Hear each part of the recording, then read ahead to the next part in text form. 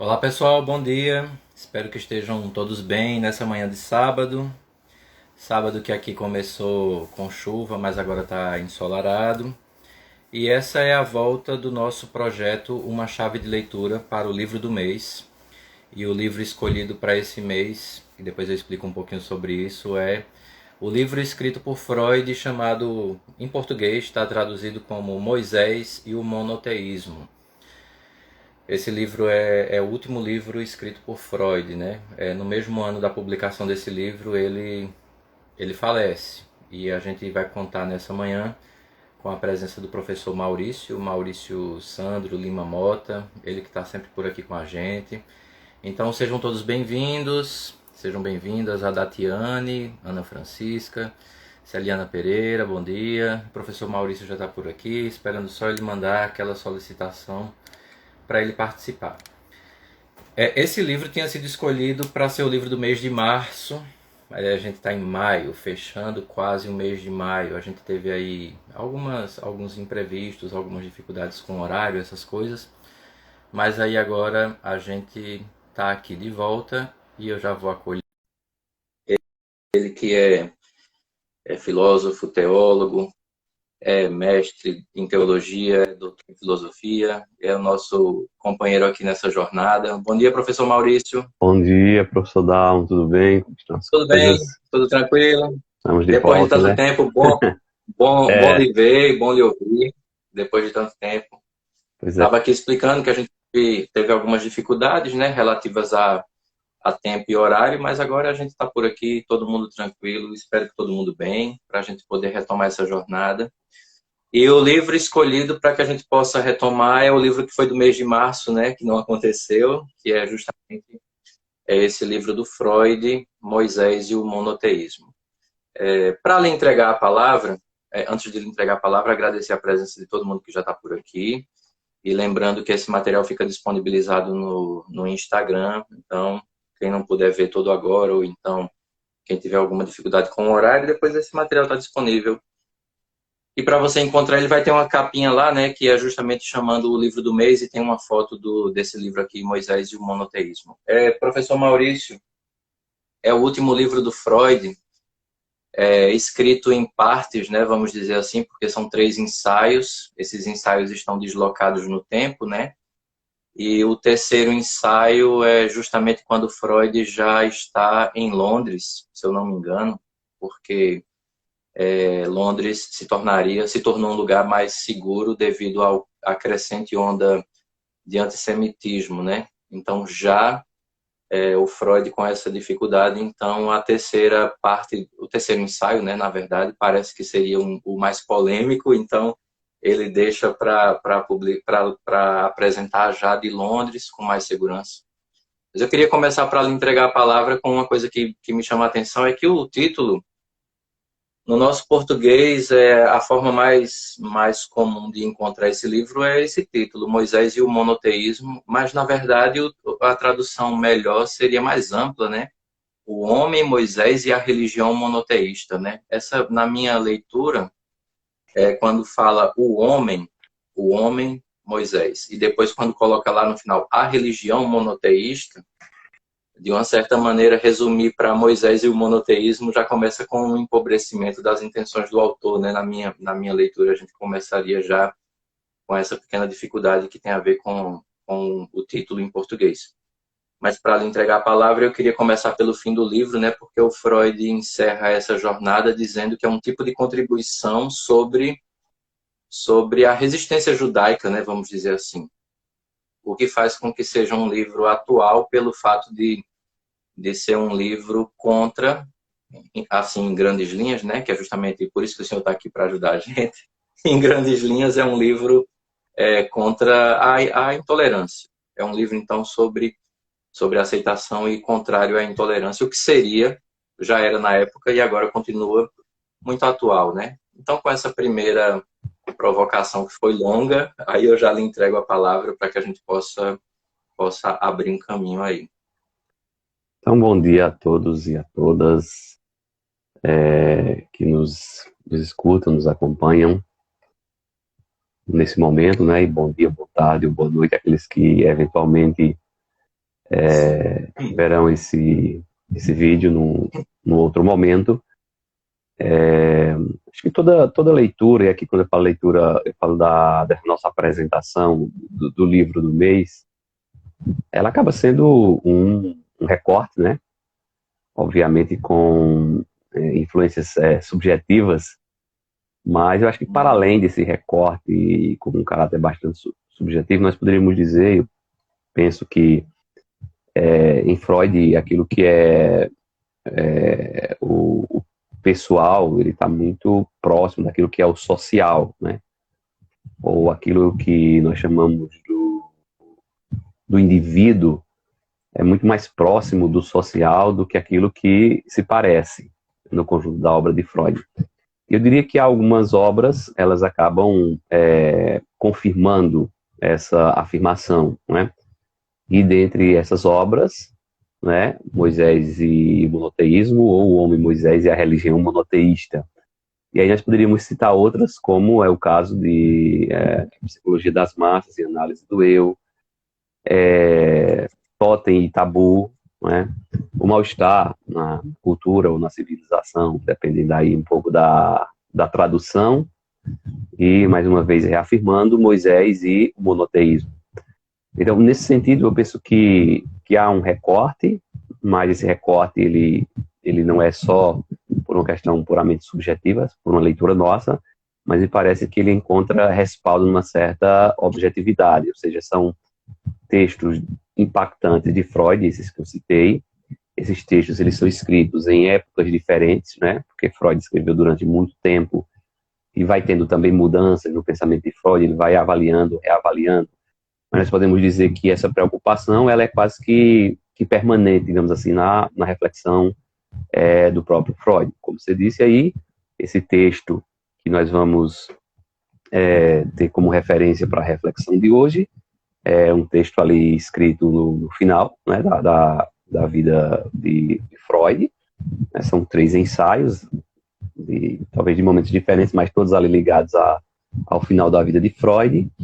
E o contexto é esse contexto, né, de ascensão do nazismo, né, ali já tem a iminência da invasão ali da Áustria, né, e o Freud sai ali quase que de última hora, né, consegue sair, ele como judeu, por causa da questão da perseguição. Tem todo esse contexto que você já apontou, de alguma forma evidenciou. Eu acho que isso ajuda a enfatizar ainda mais, né, digamos assim, essa leitura que de alguma forma eu vou fazer, que é essa leitura do aspecto político, né? Disso que eu estou chamando que o social em Freud ele está muito mais próximo do individual, de uma psicologia individual, né? Existe uma psicologia social, digamos assim, bem mais próxima do que nós imaginamos, que às vezes há uma tendência a separar demais as coisas de forma muito nítida, e me parece que no conjunto da obra de Freud não dá para separar, né, uma psicologia individual de uma perspectiva social, que aqui eu vou chamar de perspectiva política, né, a partir da leitura, né, desse texto, Moisés e o monoteísmo, né, por causa da questão do mito do herói, por causa da questão da ideia mesmo monoteísta. Eu acho que tem uma relevância do campo político muito grande. Talvez seja um conceito mais político do que propriamente religioso, mas é uma discussão que a gente pode aprofundar um pouquinho na medida do possível ao longo dessa conversa da live de hoje. Uhum. Inclusive eu acho que é um desafio, porque é ousado, né? Constitui um desafio para o Freud essa dinâmica pessoal e social na psicanálise, porque depois nasce uma barreira dentro do próprio movimento psicanalítico, né? É uma barreira que o Freud levanta em relação a Jung, né? Porque quando o Jung fala sobre inconsciente coletivo, que o Freud vai excomungar o Jung, né? Depois dessa história de inconsciente coletivo. Mas esse inconsciente coletivo é, de uma certa maneira, uma conexão com uma tradição muito anterior, com uma cultura que é anterior e na qual eu nasci, né? Então eu não sou aquele que constrói sozinho a cultura, né? Primeiro eu tenho um banho de influência dessa cultura. Então, o Jung trabalharia nessa perspectiva de diálogo, já pelo conceito de inconsciente coletivo, já trabalharia direto com essa questão mais social, né, mais coletiva, mais comunitária, inclusive abrindo espaço para o papel da religião, né?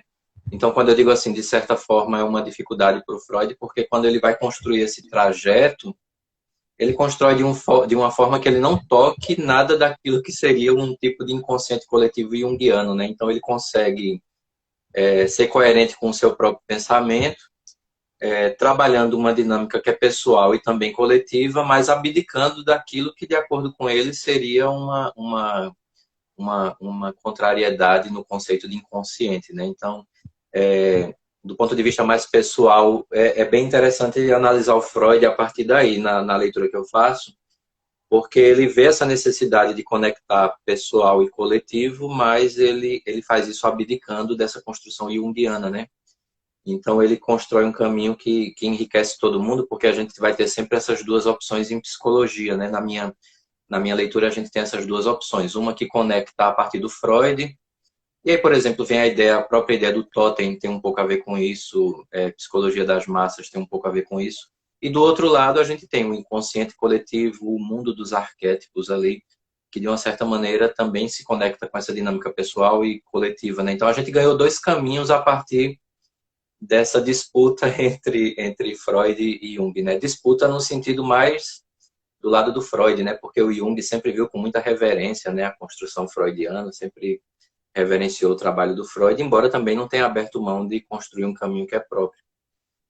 E nesse sentido, evocar uma imagem como a de Moisés, que é na linguagem junguiana, né, com todo respeito ao texto do Freud, um arquétipo religioso, mas trazer a religião para dentro desse debate é algo desafiador para esse cenário de psicanálise, né? O que faz com que o texto seja muito mais rico, né? Porque não é simplesmente uma réplica de uma outra teoria, mas o Freud, que é o pai da psicanálise, promove uma leitura psicanalítica de um determinado dado religioso, né? O que faz com que seja um texto extremamente poderoso e atual, né? Ousaria eu dizer que a gente tem aqui uma visão, na minha opinião também, Freud passa por Totem e Tabu, né? Ele dá um salto além de Totem e Tabu com esse texto.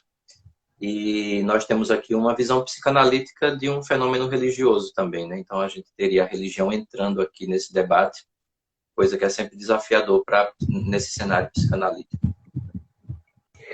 Eu, assim, não teria muita propriedade para falar a partir de Jung, por causa digamos assim, da pouca leitura. A gente sabe que, historicamente, há uma certa dificuldade, eu diria assim, de Freud em relação talvez, a autores, né, que pudessem se sobressair. Me parece que tem um pouco a questão do ego de Freud de forma muito forte. Mas, assim, não sei a tua leitura, mas eu imagino que nesse texto específico de Moisés e o monoteísmo, talvez se possa perceber alguma aproximação, no sentido de que, por exemplo, Freud vai falar muito, enfatizar essa questão da relação entre ontogênese e filogênese, né, a dimensão filogenética, que ele diz que tá ligado exatamente a essa questão mais, vai falar da comparação dos animais, a questão dos instintos, mais ligado ao id, e que o indivíduo ele carrega toda essa carga, digamos assim, comunitária, arcaica dos antepassados. Então, quando eu estava lendo, de fato, apesar assim, de conhecer pouquíssimo o Jung, mas eu estava me lembrando que talvez tenha uma coisa mais próxima aí do que talvez uma leitura a partir de outros textos. Não sei se é porque o Freud já assim, bem maduro, o último Freud, né? Aí certamente tem. Mas aí ele acaba meio que recorrendo a isso nesse texto, inclusive. Então, porque até de alguma forma, na minha reflexão, eu meio que antecipei isso que você está colocando agora, antecipei no sentido de eu já estava especulando aqui como seria possível assim uma leitura que pudesse enxergar uma aproximação, né? Porque me parece que às vezes a briga às vezes tem muita motivação pessoal, de afeto, né? E fica essa discussão talvez em torno do conceito mesmo, que eu acho que é a grande questão de Freud, em torno do conceito de inconsciente coletivo, Mas o que ele faz aqui em Moisés e Monoteísmo, pelo menos na segunda parte, na parte quase final, de alguma forma tem uma certa aproximação, né? Quando ele faz questão de mostrar que essa dimensão que ele chama de filogenética, ela é fundamental e ela precede, ou seja, que nós carregamos, né? Esse arcabouço cultural dos costumes, né? Nós trazemos isso conosco de forma muito forte. Inclusive, ele vai dizer que a religião tem um grande peso nisso, né? Então, assim, de alguma maneira, eu disse aqui, talvez com esse texto dê para fazer um pouco fazer as pazes, entre aspas, não eles, né, mas nós depois tentarmos fazer isso. Mas é muito interessante isso que você coloca. Porque é claro que esse não é o assunto da live, né? Mas assim, o Jung tem uma dificuldade, ele tem uma dificuldade depois, porque quando Freud rejeita o trabalho dele, ele chegou a pensar em largar tudo e dizer, não, realmente eu estou errado e tal.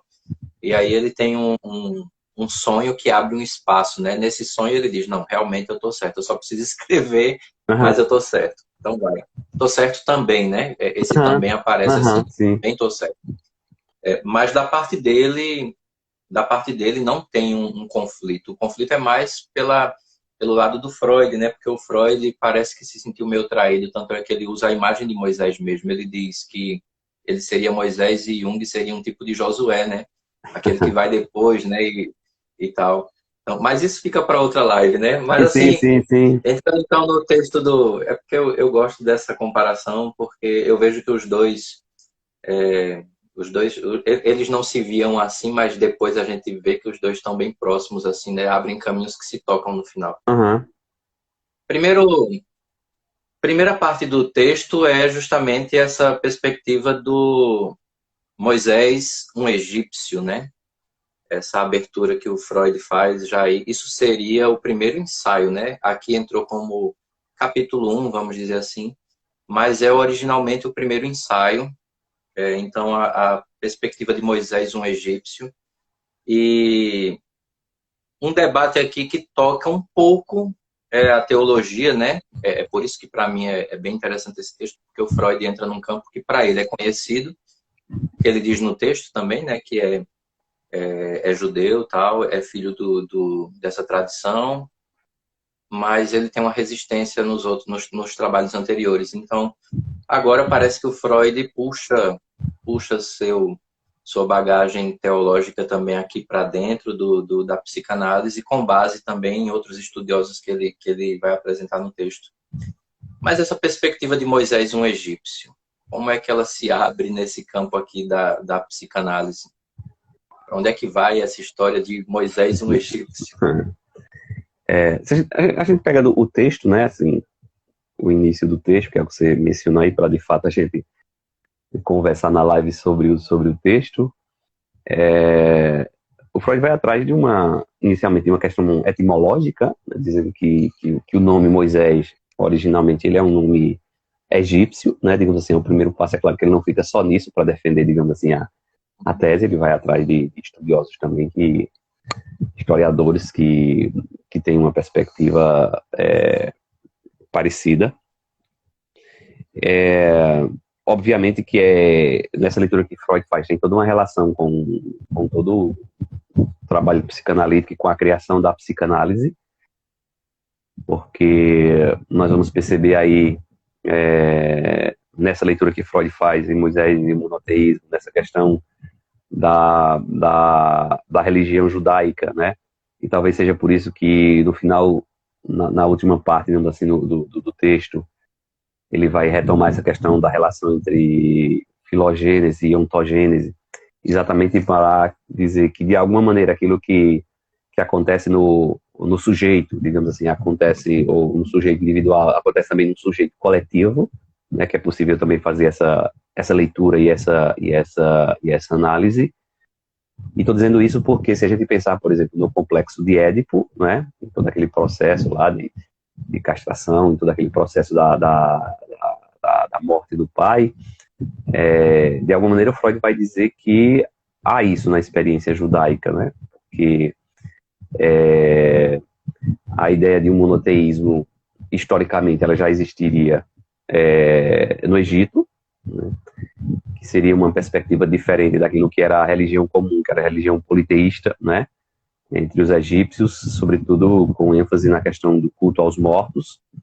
E aí teria nascido lá uma perspectiva diferente, né? E aí o texto vai mostrando, assim, talvez características distintas entre o politeísmo e o monoteísmo, né? O politeísmo ele vai sempre pressupor a possibilidade de inserir, digamos, deuses distintos dentro de uma comunidade de fé, enquanto que o monoteísmo, ele, de alguma forma, vai trabalhar numa perspectiva mais unitária e mais universalista também, né? E aí, Moisés, o egípcio, né, que ele vai falar de um duplo Moisés, o egípcio, ele teria sido, de alguma maneira, expulso, né, por causa da não aceitação dos defensores do politeísmo na cultura egípcia, e teria, digamos assim, migrado, né, para o mundo dos judeus, dos hebreus, com essa perspectiva, e de alguma maneira os adoradores de Yahvé teriam, né, na verdade, executado Moisés, né, o pai da religião, ou seja, tem uma não aceitação aí também, mas depois nós teríamos, né, um outro Moisés, voltaria de alguma forma aquilo que Freud chama, né, de espécie do retorno do recalcado, quer dizer, essa ação de assassinato do pai, né, daquele que fundou a religião judaica, daquele que traz a lei, exatamente como expressão dessa figura do pai, do superego, de alguma maneira, né, teria sido assassinado. Mas depois o duplo Moisés, por assim dizer, ou o segundo Moisés, seria exatamente aquele que aparece nas escrituras sagradas judaicas, né? Então, obviamente, no texto dos judeus, na Bíblia, no texto, nós não temos esse assassinato de Moisés, né? Sabe que é uma coisa bem diferente. Mas ali seria uma espécie de recriação, uma espécie de reconciliação, né? Devido àquela atividade, a atitude primeira, que é a atividade do assassinato do pai. Inclusive, no final do texto, só para fazer uma relação, é claro que a gente vai talvez seguir processo, mas acho que dá para a gente fazer isso. Ele vai até fazer meio que uma menção a totem e tabu, né, e meio que dizer que aquilo que acontece, digamos assim, com o indivíduo, de alguma forma acontece no coletivo e acontece, ele diz que é comum a todas as culturas, a todos os povos, que é exatamente esse assassinato, né, esse assassinato do pai, né. Então Moisés vai aparecer como um mito, né, do herói, que aparece também em várias culturas, mas seria uma maneira de exatamente lidar, digamos assim, com aquilo que foi recalcado, que foi reprimido dessa ação. E depois também o Freud vai fazer, também um pouco mais para frente, uma menção à morte de Jesus, né? Ele diz que foi uma morte legal, ele vai colocar assim entre aspas, mas na verdade ele também está fazendo uma leitura, né, para além da leitura política, que eu acho que tem uma leitura política possível nesse texto, muito forte, mas uma leitura também psicanalítica, né? Ou seja, de alguma maneira, claro que tirada as devidas diferenças, aquilo que aconteceu com os judeus, de alguma forma também acontece com os cristãos, né? Um certo fascínio pelo herói fundador, mas ao mesmo tempo a execução desse herói, que no caso do cristianismo ressuscita posteriormente, exatamente como uma maneira, né, de lidar com o retorno daquilo que foi recalcado. Então, de alguma maneira, isso se repete. Então, me parece que fundar um certo monoteísmo, transpor um certo monoteísmo do Egito para a experiência, digamos assim, do mundo dos judeus, acaba carregando algo em comum. Essa é uma leitura que eu estou fazendo, né? Ou seja, teria algo aí tanto na cultura egípcia como na cultura judaica, e depois a gente pode estender para a cultura cristã, que seria exatamente esse mito, né, do herói fundador, mas ao mesmo tempo uma espécie de mito que não deixa de ser uma maneira de lidar com o trauma, digamos assim, que seria o trauma do assassinato, né? Exatamente o trauma do assassinato daquele que traz uma perspectiva monoteísta, né? Então existiria uma resistência, mas depois se assimila esse monoteísmo que se criticava tanto, e para isso é preciso reconstruir o mito, né? Ou reconstruir o herói. Bom, não sei se foi O propriamente essa a reencontrar, tua né? pergunta, mas assim, a gente tá refletindo Não, em torno tranquilo. dessa É discussão. justamente. É justamente porque, assim, tem uma ousadia, né, nesse, que a gente está chamando de capítulo, mas é bom lembrar que é o primeiro ensaio, né? Uhum. É como se fosse um artigo, é um artigo e tal. Então, assim, ele Puxa tem uma vida. vida própria, né? Aham, A gente está lendo numa linha da obra, mas ele teria vida sim. própria, né? Mas, assim, tem uma ousadia logo de cara que é o título, Moisés, um egípcio, né? Pronto, assim, tô logo dizendo para vocês que Moisés, aqui Uhum. nesse texto, vai aparecer como egípcio. Tem um negócio que chama a atenção, mas tem uma ousadia aí. É de chamar Moisés de egípcio. Pelo que aparece nesse texto, nesse primeiro capítulo ou ensaio, a gente vai perceber que é o mesmo esquema ali de totem e tabu, só que aplicado às escrituras sagradas, né? No sentido de que a história de Moisés, que está narrada no Bíblia, essa história é a história que se constrói a partir de um sentimento de remorso, né? Ou culpa, que é como o senhor falou, né? No primeiro momento, inclusive ele faz essa leitura, quando ele diz que possivelmente, na leitura que ele está fazendo ali, possivelmente Moisés é rejeitado por representar algum tipo de ameaça ao seu próprio povo, no caso, Moisés egípcio representa uma ameaça ao Egito, então ele é largado num cesto no rio por conta disso, eu quero me livrar da ameaça. Essa história que é a de Moisés é a história de muita gente no mundo antigo, né? Assim, tem muitas narrativas de alguém que é alguma criança que é abandonada à própria sorte. Inclusive a história de Sargão é muito parecida com essa, ele é colocado num cesto na beira do rio também para as águas levarem ele embora, tal. Muito mais à frente e com base nessa, a história de Jesus também no Evangelho de Mateus segue o mesmo esquema, mas é uma releitura porque é o seguinte, de uma certa maneira, ser abandonado pelo pai ou por quem o representa, joga o abandonado em conflito com aquele pai. Por isso que eu acredito que dá para aplicar aqui o mesmo esquema que a gente viu em Totem e Tabu, né? Que o senhor também falou agora, quando o senhor apresenta alguém que traz uma mensagem, essa mensagem não é aceita, a pessoa seria executada, vamos dizer, e depois que o tempo vai passando, é como se fosse assim, realmente aquele era o caminho melhor. Só que ninguém aceita essa história como ela existiu de verdade. Então a história é recontada, né? Nesse sentido, a história de Moisés no Antigo Testamento, na leitura que o Freud faz, é uma história recontada a partir desse sentimento que ali no Mal-Estar na Civilização, ele fala sobre culpa, que ele associa a culpa com essa ideia, né? Mas ele diz que a religião se apropriou da culpa, né? Não é que a religião criou a culpa, mas a religião se alimentaria desse sentimento de culpa, né? É bom que você se sinta culpado, né? Nesse esquema religioso. Quem não ia gostar muito disso era Nietzsche, né? Que não foi a religião que criou, mas bom, deixa Nietzsche para outra hora. Mas é interessante assim, o sentimento de culpa seria anterior e a religião, ela se apropriaria desse sentimento e o utiliza a seu favor. Então, nesse sentido, é um sentimento de culpa pela execução daquele que é o seu herói, exige uma história recontada. Então, aqui nasce uma lenda, né? Deixou de ser, então, a história deixou de ser a história objetiva e passou a ser a história ressignificada a partir de um sentimento de remorso, culpa, mas também de esperança, né? Esperança de que aquele personagem ali é levado à condição de totem agora, ele sirva para apresentar um tipo de caminho.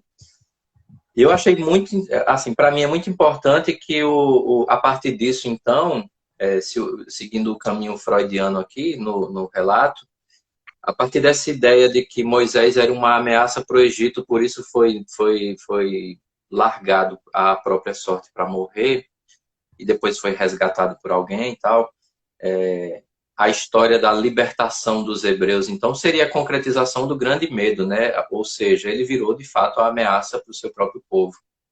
Então, nesse esquema aqui, independente do que tenha sido feito, tem um tipo de destino, né? Um tipo de destino daquele personagem. E aqui é interessante porque quando fala sobre inconsciente coletivo, e é aí que eu puxo o Jung para o debate, Freud deve estar se revirando no caixão, mas assim, ou não, mas assim, eu puxo o Jung para o debate porque o Jung fala da criança predestinada. E aí Moisés, Jesus e vários mitos, a gente tem que contar a história do personagem a partir de criança, né? A partir de uma... Existe algo de extraordinário desde o nascimento. E aí no esquema Moisés, Jesus, pegando aqui só Moisés, então, é esse esquema de abandono, o abandonado que se torna um líder, né? Ou seja, o rejeitado se torna um salvador. Esse esquema que está presente aqui no Moisés, está presente no Jesus também, é justamente consolidado a partir desse sentimento de culpa, né? Porque é como se fosse assim, eu estou justificando o abandono daquela criança porque ela apresentaria um caminho superior posteriormente, né? Então, nesse sentido aqui, o Moisés de Freud, nesse primeiro ponto, é bem interessante que ele apresente essa ruptura com o que tradicionalmente se falava sobre Moisés, porque esse sentimento de culpa ele aparece, o papel político da religião vai aparecer, e também, posteriormente, o papel político da própria psicanálise, né? Essa dinâmica política da psicanálise também vai ser jogada aqui a partir desse texto. Aí, assim, aí para entregar a palavra, né? Quando ele fala das crianças, ele cita, né? Ele cita a história de Édipo, cita Hércules e cita o famoso Gilgamesh, né? Ou Gilgamesh, aquela história lá antiga. E ele fala que tem um esquema muito parecido nessas narrativas aqui, né? O que faz acreditar que é uma transição entre uma história objetiva e uma história ressignificada ou subjetiva. Eu acho que eu poderia comentar, não sei se já posso, a partir de tua fala. Sim, fica à vontade. Fica à vontade. Acho que retomar algumas coisas assim, importantes. É a ideia de que a religião monoteísta ela está sedimentada, digamos assim, uma concepção de culpa e de remorso. Uma outra coisa que se coloca aí, que é a ideia do abandono, né? Abandono, sei lá, figura do herói que foi abandonado, né? E que de alguma forma é resgatado. Isso, se a gente perceber, como diz o Freud, a partir do capítulo 2 do livro do Êxodo, né? Tem uma relação, por exemplo, com o próprio nome, que mais uma vez ele volta a isso, né? Aparece para nós o nome Moisés, né? A tradução de aquele que é tirado das águas. Ele vai fazer um aprofundamento na etimologia, né?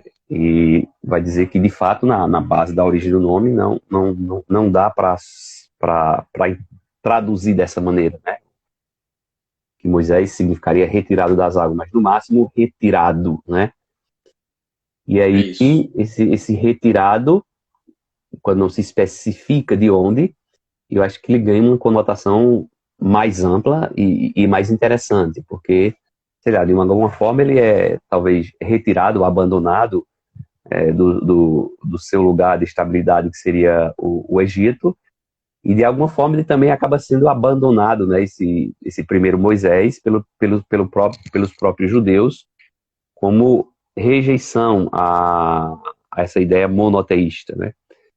E me parece que rejeitar o monoteísmo nesse caso aí já seria de alguma forma uma resistência para lidar com esse sentimento de remorso, esse sentimento de culpa, como você coloca aí no início.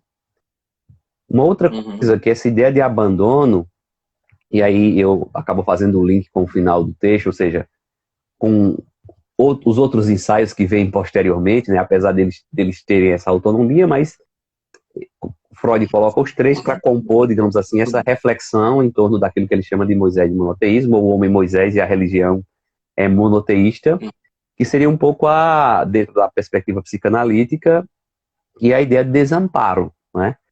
Então, esse desamparo que de alguma forma nos constitui na perspectiva psicanalítica, na perspectiva de Freud, é o mesmo desamparo, em alguma medida, que está ali na origem da religião, né? E dessa religião, digamos assim, é monoteísta. Mas por que esse desamparo, né?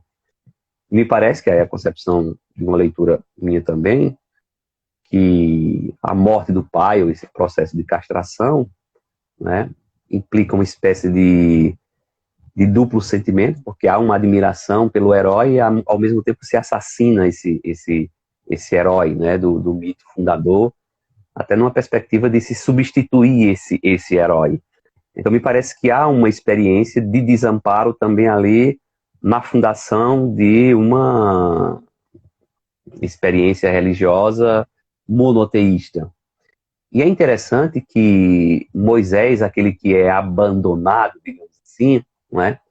Duplamente abandonado, e aí eu já enverei talvez um pouco pela leitura política, como eu dizia no início, né? Também política, é que Moisés ele não coloca o povo num território, se a gente for assim, prestar bem atenção.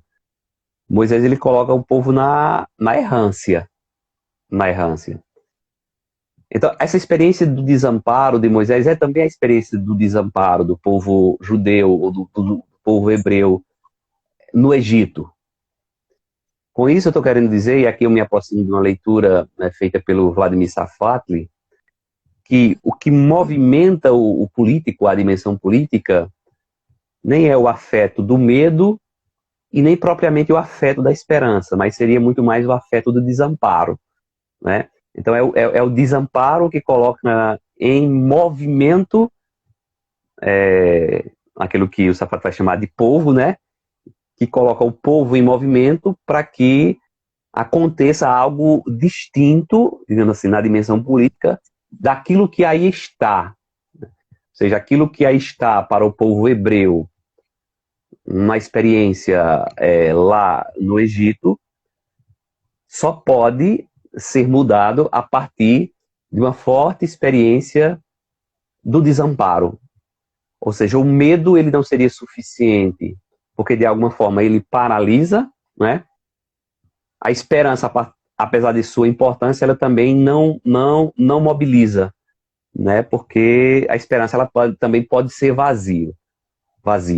Então seria uma experiência de mergulho no desamparo, o que mobiliza, digamos assim, o afeto, ou o que o Safatli vai chamar de o circuito dos afetos, para que de fato haja uma mudança política. O que eu estou chamando de mudança política aqui é exatamente essa saída, né, do Egito para a Terra Prometida, ou que você chamou aí de libertação dos judeus. É isso que eu estou chamando de perspectiva de mudança política. Obviamente, no texto sagrado, essa leitura se faz muito do ponto de vista da experiência religiosa, mas, como eu dizia no início, a dimensão política ela aí também é fundante, porque Moisés é um líder político também. Ele não é apenas um líder religioso, ele é um líder político, não é? Porque a partir dessa experiência do desamparo dele e do povo, é que ele mobiliza os afetos para que o povo, de fato, se coloque, não num território, mas se coloque em errância. E errância aqui significa se colocar num caminho sem se ter muita certeza aonde se quer chegar. Mas uma coisa é feita, se sabe de onde se quer sair, né? E aí, talvez se pudesse até, não sei se em outro momento, fazer uma leitura, digamos assim, a partir desse texto, da política atual, né? Se sabe de onde se quer sair, embora não se tenha muita certeza onde se quer chegar. Mas aí eu gostaria de enfatizar isso só para falar daquilo que você colocou, da libertação, e também do abandono, e aqui eu usei a palavra desamparo, porque eu estou sempre ligando essa coisa com a questão do trauma, né? Eu lembro na primeira frase, ou pelo menos ideia que eu disse, me parece que esse texto e outros textos de Freud, eles só fortalecem a ideia de que o aspecto psicológico, pessoal, digamos assim, individual, ele está mergulhado, inserido dentro de uma perspectiva social ou política, ou em termos talvez mais próximos daquilo que Jung diz, e o Freud vai dizer nesse texto, né, que a ontogênese ela pressupõe sempre uma filogênese, porque nós carregamos toda essa herança. Ele, inclusive, coloca a palavra arcaico lá. Quando eu vi a palavra arcaico, eu lembrei muito do Jung, apesar da leitura de Jung ser pouco. Nessa dinâmica política, esse texto você falando sobre essa dimensão política do texto, evocar Moisés num cenário como esse que Freud evocou, né? Ali Exato, no contexto de 39, o ano que o texto é publicado, o ano que Freud morre, é o 39. 39 começa a Segunda Guerra, né? Eles Então, assim, invadem a Polônia, a período Áustria, crítico, né? começa ali mesmo, Isso um período crítico. Embora ele já tenha saído para a Inglaterra, para Londres, para se refugiar, né? Mas assim, a guerra começa em 39, né? Mas aí, assim, Então já tem um uma pouquinho dimensão antes vai política. ficando muito claro essa Sim. questão da perseguição, né? Freud também Pois tinha um pouco isso, né? Se 30 fala muito de uma imagem quando Freud era, acho que criança ainda, adolescente, com o pai, né? Que parece que o pai dizem alguma coisa com o pai dele, que o pai dele é judeu, o pai não reage, parece que isso provoca em Freud uma certa frustração em relação à figura do pai, e ele diz que nunca mais vai... mal-estar, né? É um mal-estar. 33, eu acho, né, que é um ano antes do texto, ele já começa a perceber que algo estranho está em curso, né? Mas, assim, a ideia do estrangeiro, porque a ideia do estrangeiro evoca, de uma certa maneira, também a ideia de pátria, a ideia de cidadania. E estrangeiro, pátria, cidadania. Quando fala de Moisés, o egípcio, é o egípcio rejeitado, então não tem cidadania. No meio do povo hebreu, é um povo sem reconhecimento e sem pátria. Então Moisés é estrangeiro onde tiver aí. Depois, saindo do Egito, e ele não coloca o povo numa terra, como o senhor falou, ele coloca o povo num trajeto, no deserto, né? O povo vai no deserto. Então é interessante porque não tem uma pátria de origem, nem tem uma pátria para onde se deve chegar, né? Como o senhor falou. Mas essa ideia de se perceber estrangeiro, que é justamente a mesma, que aí se conecta com a vida do Freud, se conecta com outras pessoas ali, né? O Walter Benjamin sempre me chama a atenção, nesse período, sempre me chama a atenção os escritos dele também. Então, essa ideia de que você não tem uma cidadania, você não tem uma pátria, você não tem uma fixação, um lugar fixo, né, na verdade. Então, essa dinâmica do não lugar, né? Essa dinâmica do não lugar é que faz, na minha leitura, esse texto ser um texto politizado, né? Então, se eu pensar a cultura ocidental como um todo, ela está remodelada a partir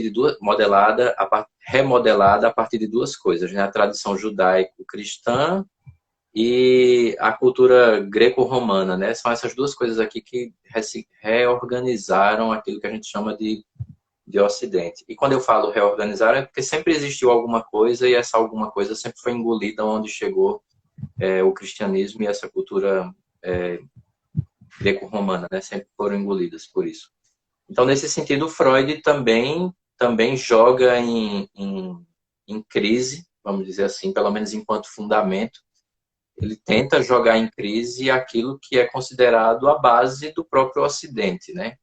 Se a gente pegar em consideração que está numa Europa ali e vai se encaminhando para conflitos, que já vem de conflito e vai caminhando para outro conflito, então o texto ganha um teor político poderoso porque ele está questionando as bases da sociedade onde ele está vivendo ali. É claro que isso já foi feito em outros textos, né? Mas assim, parece que agora ganha um formato mais direto, né? Porque em Mal-Estar na Civilização, ele, de uma certa forma, ele faz isso, né? A forma como a sociedade se constrói e tal. Mas aqui parece que ele direciona para essa forma, né? Eu não estou falando só o modelo de sociedade, eu estou falando assim, o modelo de sociedade a partir daqui, pronto, a partir desse ponto. Então, parece que esse texto, a partir da noção de estrangeiro, pelo menos na leitura que eu faço, que se enriquece com a que o senhor fez agora há pouco, né? Mas, assim, essa leitura do estrangeiro a partir desse texto é um teor muito politizado do texto do Freud. Mas eu quero falar também uma outra coisa antes de eu entregar a palavra, que Freud faz isso a partir do mito, o mito do herói, né? A ideia do que ele chama lenda, a lenda. Ele não usa, ele usa mais a palavra lenda, né? Pelo menos na tradução que eu tenho, a lenda, tal. Mas aí ele dá uma alfinetada no Jung também, né? Para não dizer que ele se rendeu totalmente ao Jung, ele vai dizer: nas histórias tradicionais, né? Nas lendas tradicionais, as que já são remontadas aqui, que a gente conhece e tal, a pessoa passa da condição humilde, né? Humilde ali, alguém que é do povo e que não tem futuro nenhum, essa pessoa chega no ponto de ser elevado da sua condição, né? Aí, quando ele faz isso, é a leitura que o Jung faz, basicamente, dos mitos é essa daí. Jung, Joseph Campbell, esse pessoal faz essa leitura, né? Da condição do humilde que é elevado.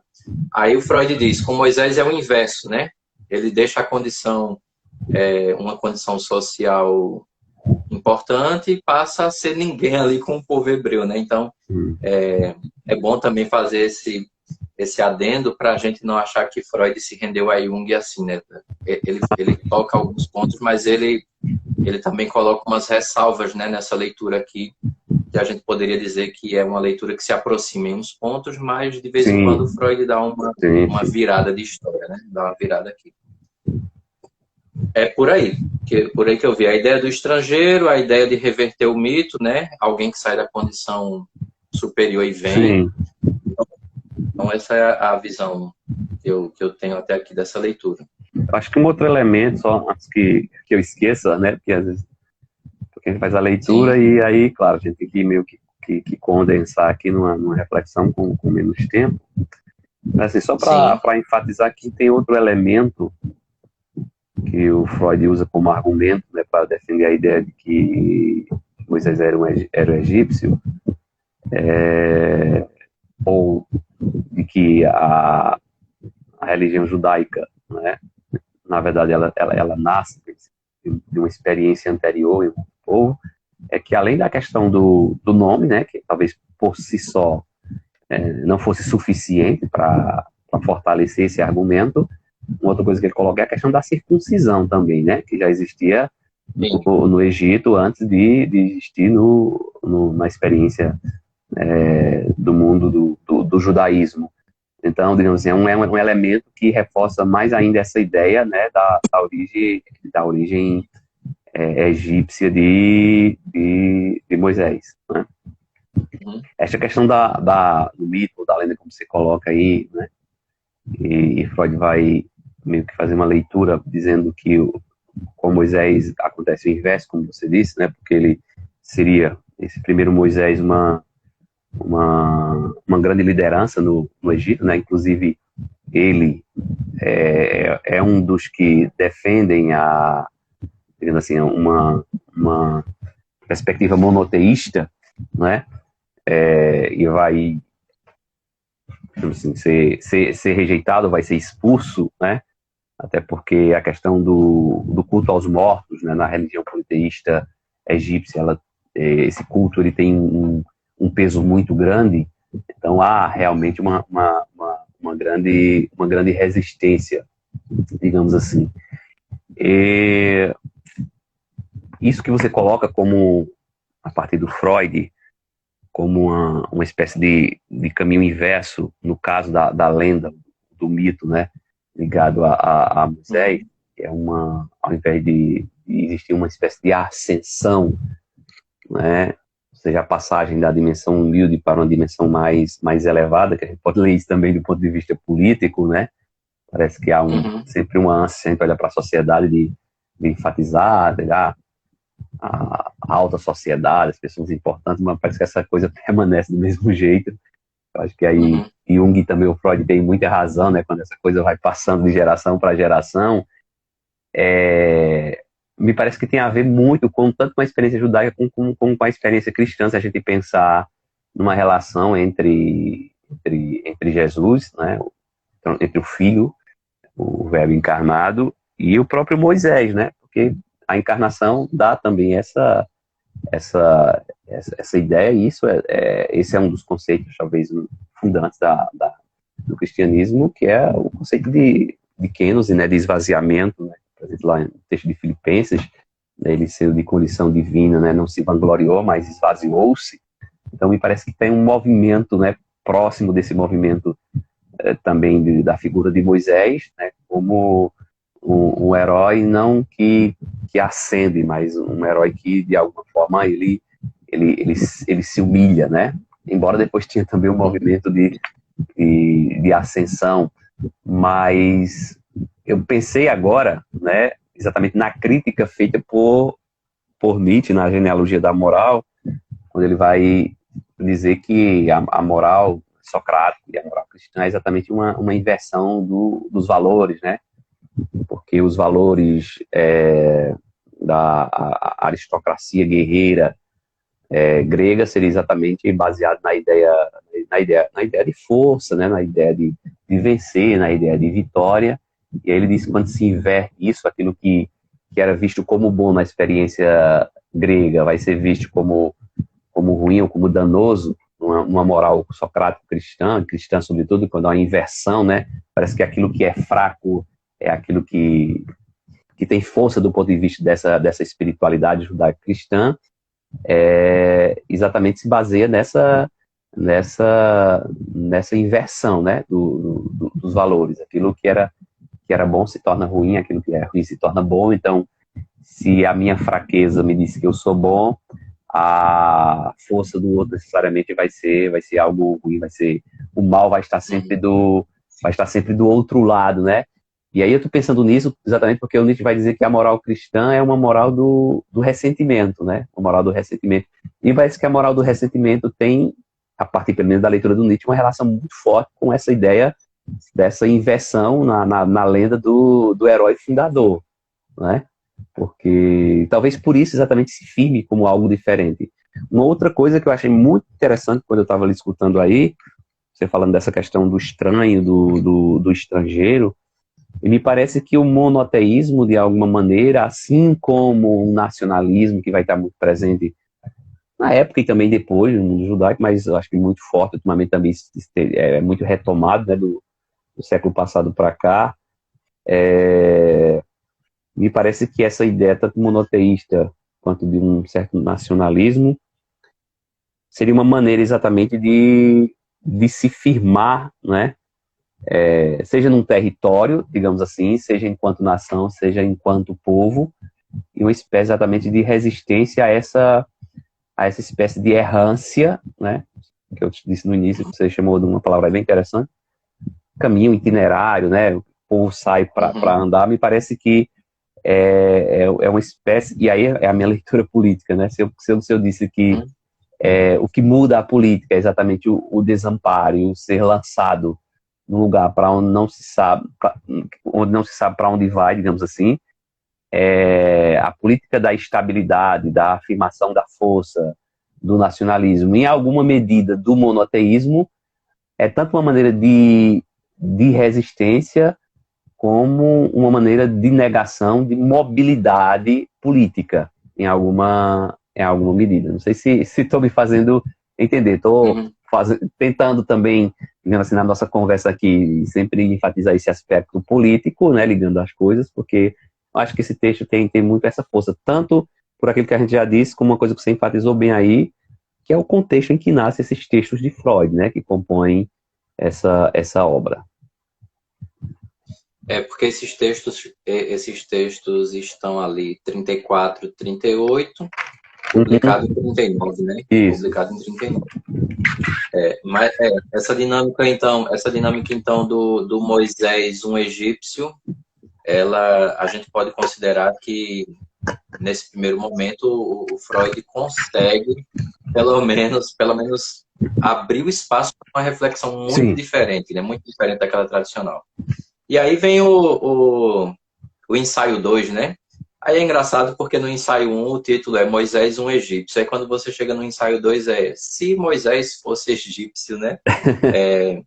Num primeiro momento parece que está desconectado, mas a impressão que a gente tem com a leitura, pelo menos na minha leitura, a impressão que surge é que o Freud escreve esse segundo ensaio com a intenção de antecipar ou de enfrentar alguns problemas que nascem aquilo que foi proposto ali no primeiro ensaio, né? Inclusive, ele apresenta alguns problemas aqui que justificariam, na verdade, esses problemas justificariam a necessidade desse segundo ensaio, né? Quando ele coloca aí que o primeiro desafio é o seguinte: se Moisés, vamos supor que Moisés de fato seja um egípcio, e vamos colocar aqui que o povo hebreu está se organizando para a saída, certo? Eles querem um líder. Então, não seria mais prático que esse líder fosse um deles e não um estrangeiro, considerando Moisés um egípcio, né? Então, esse é o primeiro embaraço que o Freud encontra no seu primeiro ensaio, né? É como se fosse assim: eu escrevi isso aqui e agora eu estou vendo e tentando resolver uns problemas que eu mesmo vi que poderiam aparecer dali. Então, esse seria um primeiro embaraço, né? Como é que um povo que se organiza de alguma forma escolhe um estrangeiro como seu líder e não alguém do próprio povo, né? E aí ele diz que isso não é suficiente, porque ó, eu tenho esse primeiro problema aqui, mas não para por aí, né? Tem um segundo. E o segundo problema diz respeito ao lugar que a nova religião ou que a religião vai ocupar, né? O Freud parte de um princípio que é o seguinte: o povo hebreu sempre teve uma religião lá no Egito. Isso aqui não faltava para eles uma religião no Egito.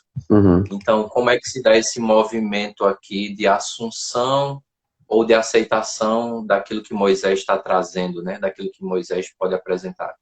E aí o Freud amarra essa questão da seguinte forma: qual garantia a gente teria de que a nova religião desse povo não seria, então, uma religião egípcia? Então, nesse sentido aqui, o Moisés teria ressignificado a religião primeira, né? Seria algo mais ou menos nesse sentido, né? Como ele sempre tem uma religião, mas algo de novo aconteceu. Então, o Moisés não estaria apresentando algo desconectado da base primária, mas ele estaria apresentando algo que mudaria um pouco dessa construção que já existia, né? Então, é um culto dentro de outro culto, né? Mais ou menos assim que o Freud vai apresentar esse embaraço aí do Moisés, se Moisés fosse, de fato, um egípcio. É muito desafios, né? Um desafio, acho que para o próprio texto, né? E também para a nossa reflexão, porque instiga, né, digamos assim.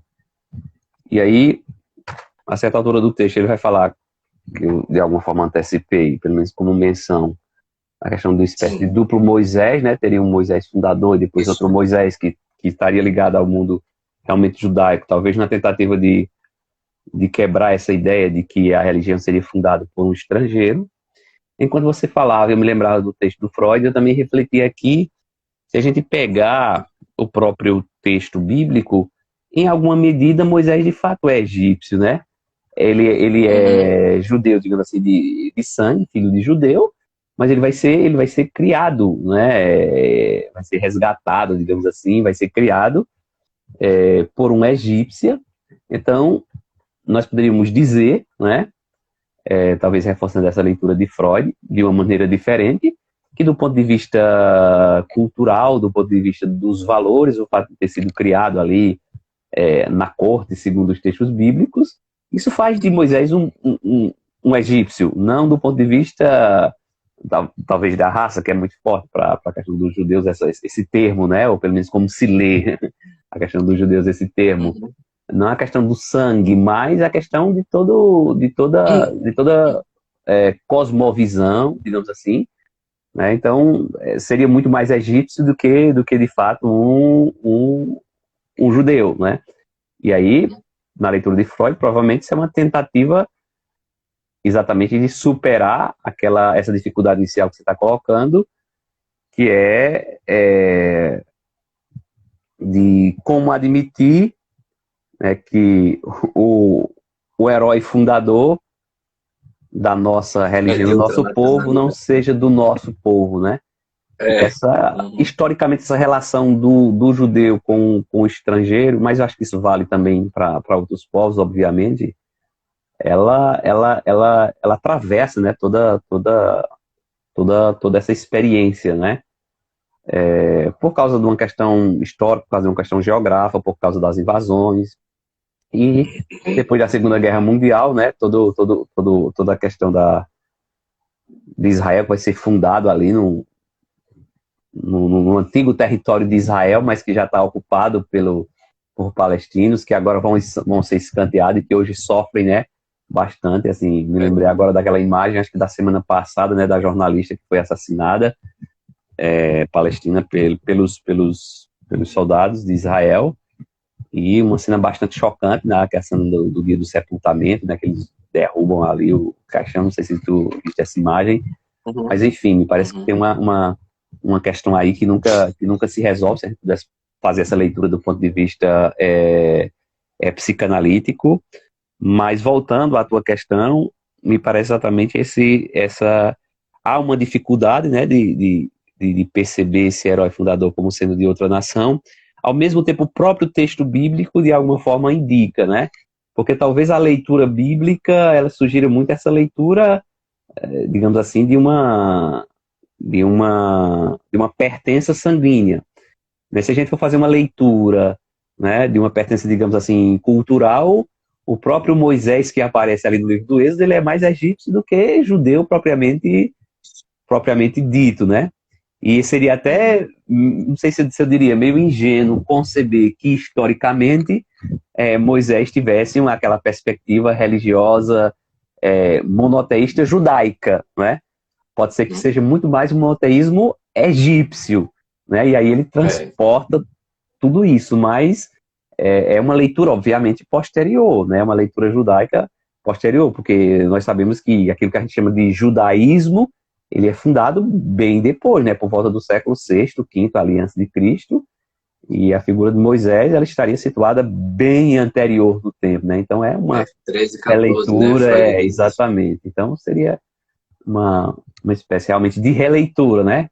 Como tudo acaba sendo O uma embaraço, releitura. sim. Esse embaraço que o próprio Freud apresenta, né? Ele vê como uma alternativa a isso o fato de existir um contraste entre os dois formatos de religião, né? Tem de um lado já um tipo de monoteísmo do povo hebreu e tem um politeísmo egípcio. Então aqui a gente tem um conflito direto. Mas ao que parece, então, uma ponte para que a gente consiga resolver esse embaraço, segundo Freud, é o fato de existir um monoteísmo, como o senhor falou, existir um monoteísmo também no Egito, que aí nasce um monte de polêmica, né? Que é uma relação entre quer dizer, nasce polêmica não no texto do Freud, né? Nasce polêmica depois, que é a relação entre Moisés e Akhenaton, né? Ou Akhenaton, né? Porque existiu um formato existe um tipo de monoteísmo egípcio também. Uhum. Então esse ponto é Sim. interessante porque rompe um pouco com um certo romantismo no texto sagrado, né? Porque como é que eu nasci numa nação que cultua um único Deus, mas eu cresci, na verdade a vida toda numa cultura politeísta. E de onde é que vem essa luz para que eu abrace o monoteísmo? Não, tem que ter algo já presente nessa cultura para garantir um tipo de contato, né? E aqui isso parece uma nova aproximação entre Freud e Jung, né? Aparece aqui um tipo de aproximação, porque já tem um dado na cultura que, de uma certa maneira, faz com que eu me conecte com aquele outro elemento que apareceu de um estranho, né? E rompe também com aquela ideia de que o monoteísmo seria algo inerente ao ser humano, né? Então, assim, eu estou cultuando aqui todo mundo, mas quando aparecesse alguém que me apresentasse um Deus único, eu me converteria radicalmente e rapidamente. Nesse sentido, Paulo é mais coerente, né? Porque Paulo não, né? Lucas é mais coerente, porque quando diz que Paulo chegou para pregar sobre o Deus único, aí todo mundo, não, peraí, depois eu volto, outra hora eu venho aqui. Então, assim, não é algo natural, né? Uhum. É cultural. Então, eu acho que aqui também eu não ousaria colocar palavras na boca do Freud, mas assim, na leitura que eu faço, eu ouso dizer que, de uma certa maneira, está também fortalecida a convicção de que religião é cultura, né? É um dado cultural e não natural.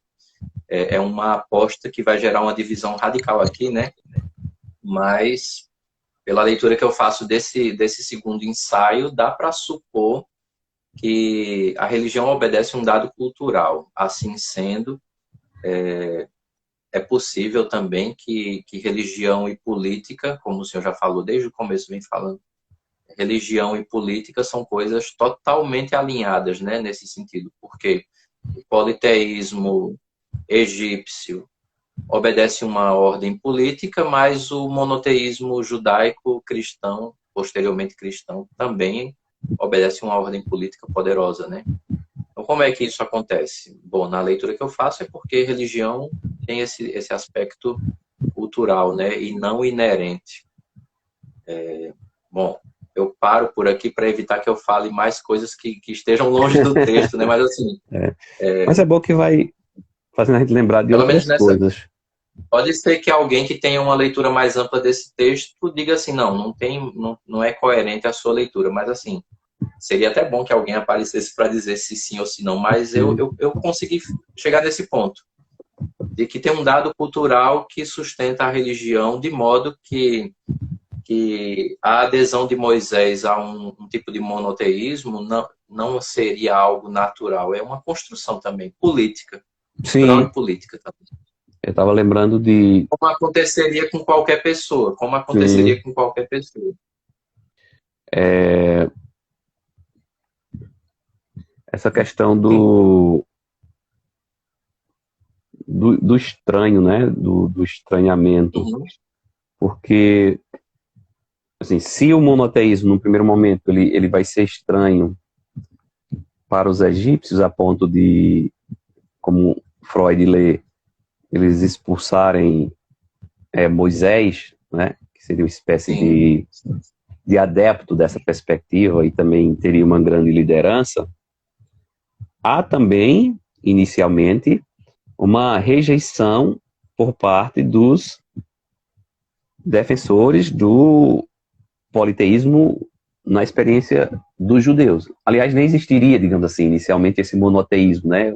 O texto até coloca assim, Yahvé era um deus entre tantos outros e seria estranho uma ideia de monoteísmo. É porque a gente sempre Que é um leu essa... enoteísmo, né?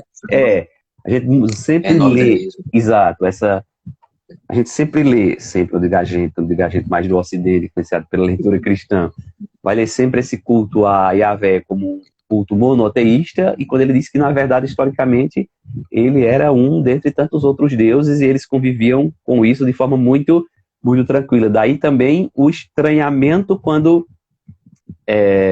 Moisés, que já é expulso, digamos assim, já é colocado fora, né, aí o Saflat vai chamar de corpo político, né, do corpo político do Egito, e ele vai entrar nesse corpo político judaico, e aí também a questão do assassinato de Moisés por parte dos judeus, né, porque o que move, continuo fazendo a leitura política também, a partir também da leitura do Safatli, é que o que move a política numa direção diferente são os afetos que inicialmente aparecem como afetos estranhos, né, estou dizendo isso por causa da leitura do Safatli, pelo fato de você estar colocando aí tanto essa questão do estranho, essa questão do estrangeiro.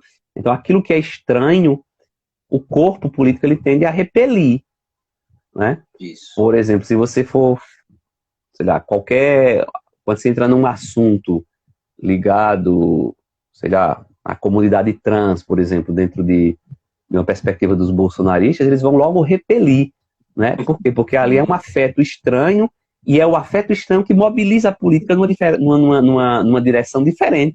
E quando você quer manter aquela mesma perspectiva política, você não admite esse estranho, né? Daí talvez a leitura política, né, além da psicanalítica, desse assassinato do líder fundador, porque ele aparece inicialmente como estranho, né? Que depois vai ser assimilado. Mas esse estranho me parece tanto da perspectiva da leitura de uma psicanálise mais individual, como numa perspectiva de uma psicanálise mais social, esse estranho que se repele parece algo que não deixa de ser familiar, né? Como aquele texto de Freud, que eu não sei se é de... acho que é de 1919, né? É um Heimlich, que é o não familiar. Que o não familiar, de alguma forma, está ligado ao familiar. Aquilo que me aparece como estranho, como angustiante, no fundo, é algo mais próximo do que aquilo que eu imagino, né? E aí a gente já faz a leitura muito psicanalítica, porque essa aversão, né, de algumas tendências políticas à discussão em relação à questão de gênero, por exemplo. Me parece que isso que é estranho, na verdade, evoca algo muito familiar, né, que não se quer, de alguma maneira, enfrentar, e essa insistência nessa repulsa me parece bastante. Estou fazendo a leitura muito freudiana aí, mas é Freud mesmo, muito sintomático, né, no campo também da política, né? Porque essa necessidade, né, de reconciliação, né, com algo que se fez numa experiência traumática, como você colocou aí no início, né, como essa experiência de remorso, essa experiência de culpa. Se fosse só realmente algo de estranho, me parece que não haveria essa necessidade, né, de uma reconciliação, né? Então me parece que há algo ali nas profundezas do inconsciente, também do inconsciente, eu acho principalmente do inconsciente coletivo, já que a gente está falando de religião, de corpo político, de corpo social, e aí Jung também eu acho que chega com bastante força. Uhum. É porque o senhor falou reconciliação, mas também ressignificação, né? Sim. Porque, por exemplo, se a gente levanta uma pauta de um público que é considerado minoria, né? O senhor falou do movimento LGBTQIA+. Sim. A resistência que vai surgir a esse debate, ele propõe uma ressignificação da própria causa, né? Porque, assim, aquele que faz a oposição, ele propõe uma leitura onde ele considera adequada a visão dele sobre aquela pauta, né? E aí, por exemplo, evoca a religião, evoca construção de sociedade, né? Por exemplo, é chamado de...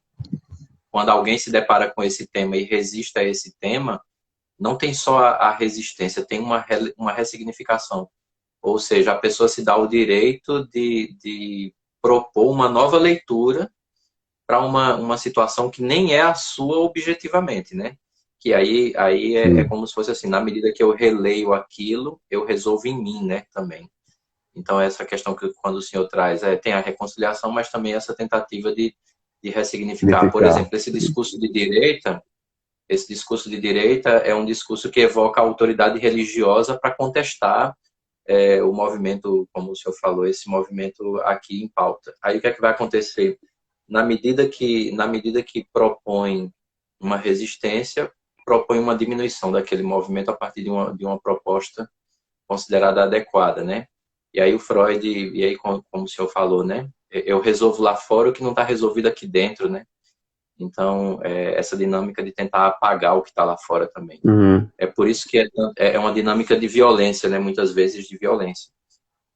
Nesse sentido, a gente percebe um empobrecimento, né? E quando a gente vai para essa dinâmica aqui do Moisés e o monoteísmo, segundo Freud, obedeceria a mesma lógica, né?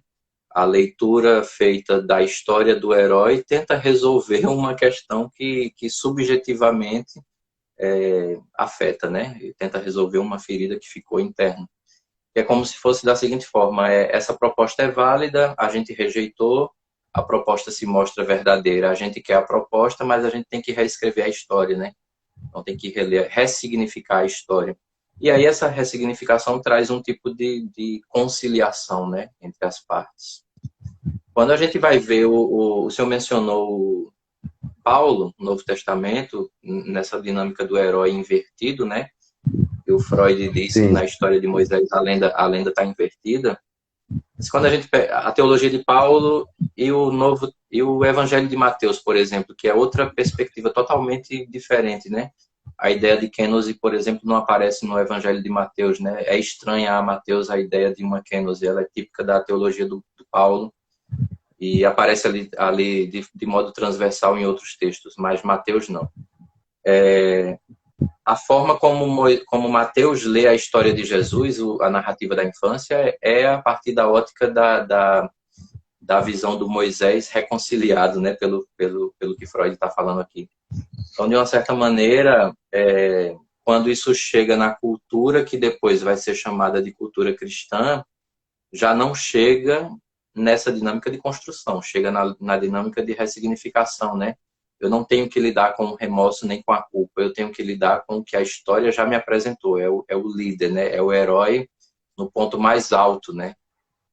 E aí o cristianismo vai se construindo a partir dessa mesma narrativa, segundo Mateus, pelo menos segundo Mateus, mas sem se apropriar daquele debate que é mais necessário, porque no relato de Mateus a gente tem um conflito já direcionado, né? É Jesus e Herodes. Isso aqui tá resolvido em Mateus, né? Não aparece.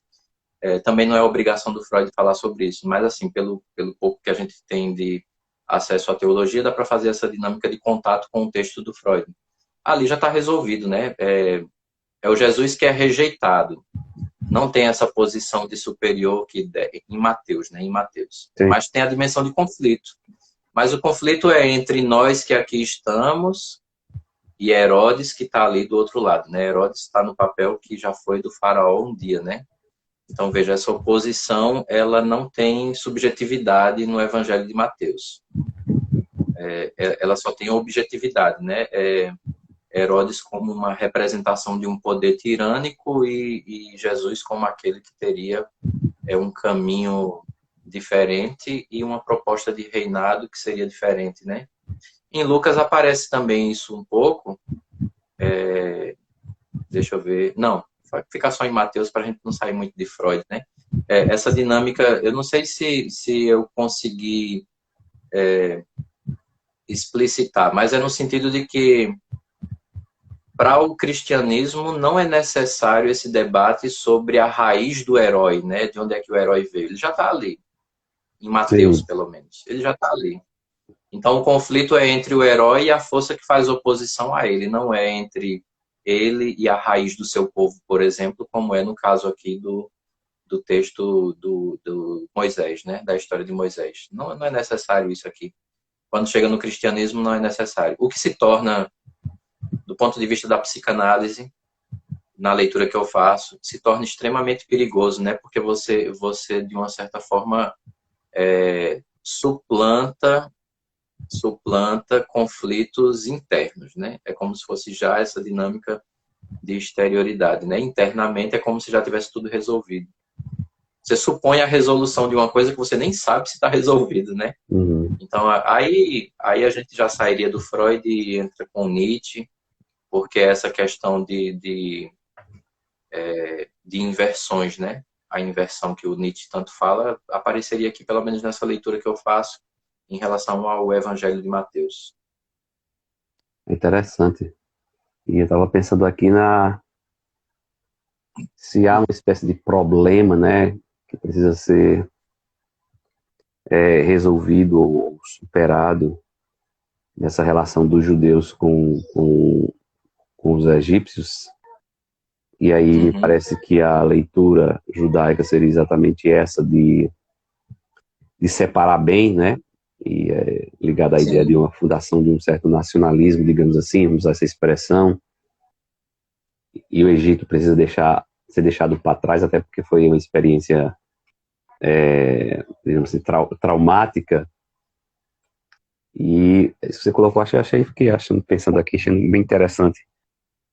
Que Mateus ele tem esse movimento meio que inverso, né? Meio de retorno ao Egito, sem muita preocupação com, como você disse, com a origem, porque o herói já está ali. Então, não me parece ser um grande problema retornar ao Egito, né? De alguma forma ser colocado também nessa experiência de desterritorialização, como dizia o Deleuze, né? mas me parece que aí nem existe o afeto, digamos assim, aquele afeto da... Talvez um pouco o afeto do desamparo numa perspectiva mais político-social, né? Mas não o desamparo no sentido mais familiar, né? Numa psicologia mais individual, né? E aí, essa ida não me parece algo traumático, como foi o movimento contrário. Traumático no sentido de que precisa ser ali interrompido, e como se lida com isso, com todo esse processo de culpa, de remorso, né? De ressignificação, como você coloca, né? De uma certa reconciliação. E parece que Moisés, o novo Moisés de Mateus, a perspectiva não é propriamente essa, né? Porque já se pressupõe ali uma fundação que não precisa entrar nessa perspectiva de disputa, nessa perspectiva de discussão.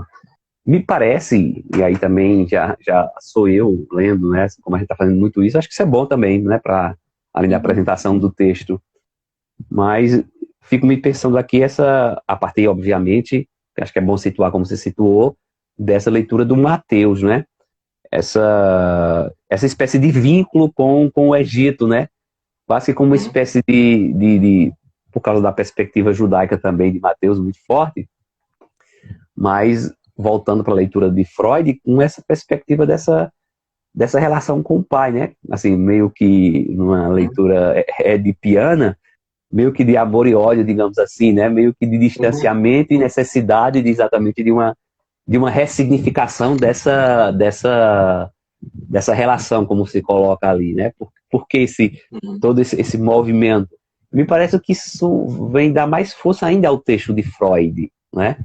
Ou seja, me parece que aquela rejeição ao Egito, né, como aparece, digamos assim, no Êxodo, mas esse retorno feito por Mateus não deixa de ser um indicativo sintomático dessa perspectiva edipiana. Não sei se estão me fazendo entender, né? Porque essa necessidade desse voltar, né, para o lugar da origem, que ao mesmo tempo é o lugar da ruptura, que é o lugar do desamparo, mas é onde vai se encontrar certo amparo quando se é desamparado dentro da própria terra, né?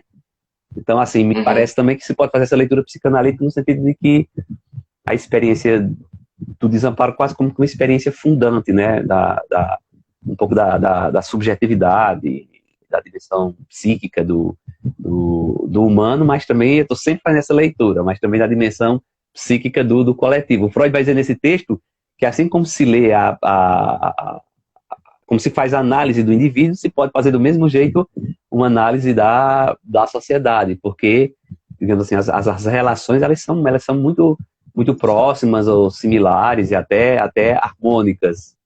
Eu acho isso interessante na medida em que isso interessante em Freud, nesses textos sobretudo, porque na minha concepção de leitura também, não dá muito para fazer e aí a gente corre muito risco de se fazer isso nos tempos atuais, essa leitura do indivíduo, do sujeito, desvinculado do contexto, né, do social e do cultural. Me parece que não dá para deslocar. Ao mesmo tempo, eu acho que tem que ter um cuidado para não fundir demais uma coisa com a outra, né, no sentido de se esquecer a dimensão, assim, mais subjetiva, né, para não se cair numa pura massa, né. E aí me veio uma coisa, talvez a gente já vai encaminhar aqui, mas eu vou falar porque me veio aqui agora a ideia que nesse texto, de alguma maneira, né, a massa tem uma certa irracionalidade, digamos assim, né.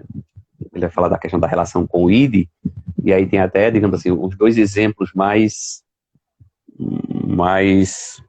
evidentes, digamos assim, de uma psicologia das massas marcada por essa irracionalidade, por uma certa subserviência, pela criação de hierarquias. Ele coloca exatamente, seria a igreja e o exército, né? Ou a instituição hierárquica igreja e a instituição militar. É onde você tem exatamente essa espécie de massa marcada por um certo retrocesso. Porque eu acho que pode-se ler nesse texto de Freud a ideia de que uma espécie de regressão, quando eu digo de regressão, estou fazendo também a leitura política, há certos fenômenos que poderia se imaginar que teria sido superado, digamos, do ponto de vista político e social. Me parece que essa regressão não é algo propriamente estranho, não é? Mas me parece ser, na leitura que eu faço de Freud, meio que inerente à psicologia das massas, né? Essa regressão a certos elementos que aparentemente teriam sido superados numa ideia de civilização, digamos assim, né? De avanço civilizatório. Não sei se estou me fazendo entender. Como me lembrei desses termos, eu voltei exatamente para ver como essa leitura... E ele vai... Porque Freud está dizendo em última instância que a religião é um campo muito, muito propício para isso, né? Muito propício. Isso.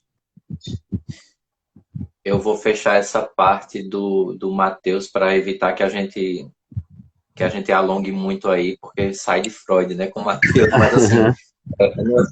São todos judeus, né? Porque assim, no sentido de que a gente pode supor também que Mateus é alguém do movimento de Jesus, e o movimento de Jesus, ele se distancia um pouco desse judaísmo mais tradicional, né? Sim. Não vamos entrar em polêmica aqui, mas assim, no sentido de que Mateus propõe que Jesus tem que voltar ao Egito para refazer o caminho do povo de Deus, porque ele é o verdadeiro libertador. É um conflito psicanalítico aqui, uma leitura psicanalítica, entre Jesus e Moisés, né? Jesus tem que matar Moisés, né? Nesse sentido. É um certo pai também, né? É um certo pai, Então, pausa aqui e deixa a polêmica para outro campo. Mas eu acho que a observação é interessante. A observação foi bastante interessante. Nesse sentido de que tem que voltar, do tipo assim, eu estou superando e tal. Isso aparece em João, né? Quando João diz assim, a lei veio por Moisés, mas a graça e a verdade foi Jesus tal. Sim. É matar o pai, né? De uma certa forma, é matar o pai. Mas isso que o senhor falou sobre barbárie e progresso é o que abre o capítulo, o terceiro ensaio, né? O terceiro ensaio, que é Moisés, seu povo e a religião monoteísta. Eu estou adiantando porque, por mim, eu passava o dia todo ouvindo o senhor falar e falando aqui também. Pode adiantar, eu saio mais tempo rico também. toda vez. Eu saio mais rico toda vez, mas como o tempo a gente tem aquela organizaçãozinha assim, para não ser também muita coisa.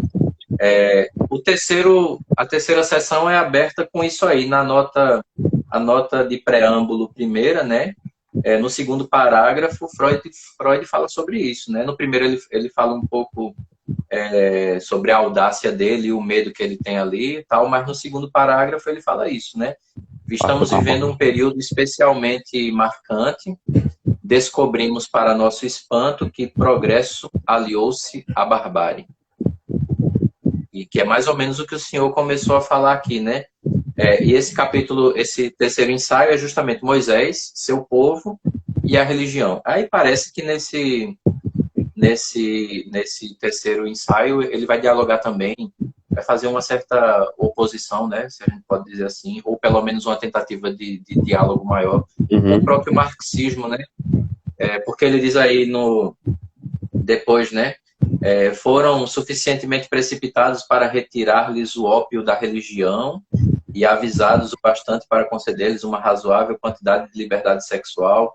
Ao mesmo tempo, porém, submeteram-nas à coerção, e aí ele vai falando sobre o que seria essa barbárie, né? Essa dinâmica de barbárie. Parece que na leitura de Freud, barbárie está vinculado com o próprio conceito de construção de sociedade, né? Parece que a sociedade se constrói com um tipo de negação ou privação, e quando essa privação reclama, ela reclama sempre em tons de barbárie, né? Mas me chama a atenção aqui, aí eu lhe entrego a palavra aí, essa dinâmica de dizer que nós temos esse tempo, progresso aliado com barbárie, e que parece ter sido precipitado, ele usa o exemplo soviético, né?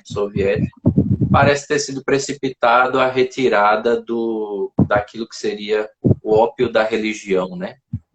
Então, é com isso que o Freud abre o terceiro ensaio, né? A retirada de um ópio religioso e o abraço entre barbárie e progresso, né? Uhum.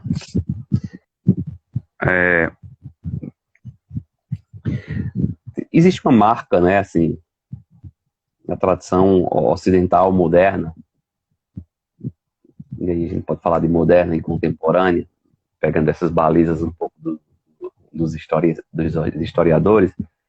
Se a gente pegar a história moderna a partir do século XVI, pegar um pouco a questão do iluminismo, a gente pode dizer que, em certa medida, Freud também é filho do iluminismo, né, por causa de todo o contexto. Sim. Mas essa ideia de progresso, ela é uma ideia muito forte no sentido de que, e sobretudo o positivismo ali do século XIX, de Comte, né, que me parece que épocas que foram deixadas para trás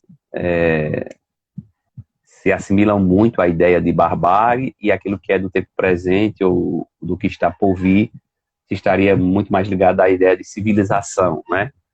Que aí, obviamente, quando se pensa só dessa maneira, eu acho que é preciso rever, inclusive, o conceito de civilização, né? E o conceito de barbárie. Sim. Mas, assim, nessa leitura histórico-progressista, que é fruto de uma visão judaico-cristã de tempo, né? Que é um tempo linear, com começo, meio e fim, e a história meio que se desenvolve numa direção, digamos assim, da plenitude.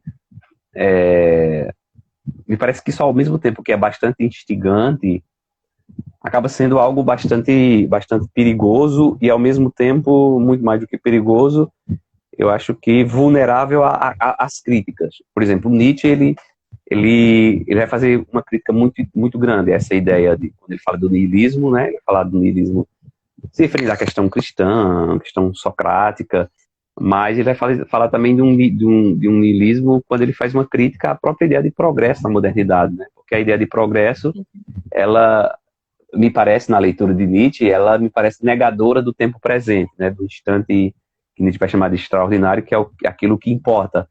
Ou seja, há na experiência, por exemplo, da moral cristã, uma espécie de fuga para o além, né, ou de fuga para o outro mundo. Se a modernidade rompe um pouco com essa ideia de um outro mundo, no sentido de um outro mundo mesmo, ela abraça a ideia de um outro mundo dentro desse mundo, ou seja, um mundo futuro que será sempre melhor do que o mundo presente por causa da ideia de progresso. Então Nietzsche já tem essa crítica que eu acho bastante contundente, porque sempre esperar num futuro melhor parece ser uma fuga em relação ao tempo presente. Então, nesse sentido, é também um abandono, é deixar de enfrentar, né, os desafios que são próprios do tempo presente. E me parece que Freud, nessa perspectiva também, daria para enxergar uma certa crítica nesse sentido, de que uma certa ideia de barbárie, né, não é algo que estaria resolvido com uma concepção de tempo puramente cronológico, né, como algo que foi deixado para trás e que a história, de alguma forma, ela resolve, né, do ponto de vista daquilo que seria um pouco a essência das massas, ou a essência do coletivo, como nós podemos chamar assim, e a religião seria uma dessas expressões, dessa dimensão coletiva, né, carrega exatamente essa dimensão que ele chama de dimensão de racionalidade, ou dimensão e aqui eu não estou tomando irracionalidade nem como oposição à racionalidade, nem no sentido negativo, mas no sentido de, talvez até naquele sentido de Schopenhauer mesmo, como uma espécie de força cega, né, daquela vontade que tudo move.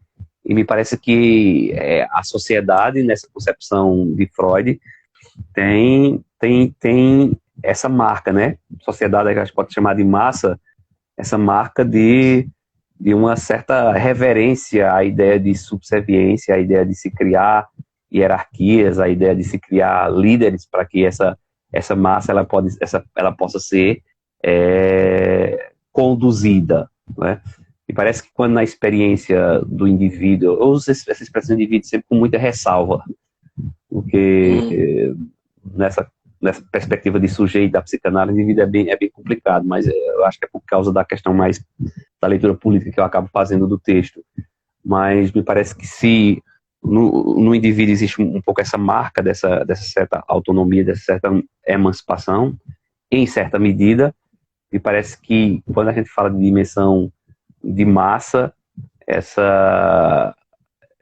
esse aspecto, né, que o Freud até compara, né, com as experiências da religião, da igreja e das forças militares, digamos assim, me parece ser algo inerente, que ajuda talvez a explicar certos fenômenos, né, que vão retornando, né, que eu não sei se é propriamente um retorno do mesmo fenômeno ressignificado, ou seria o mesmo fenômeno sem ressignificação, como se fosse o fenômeno cru, digamos assim.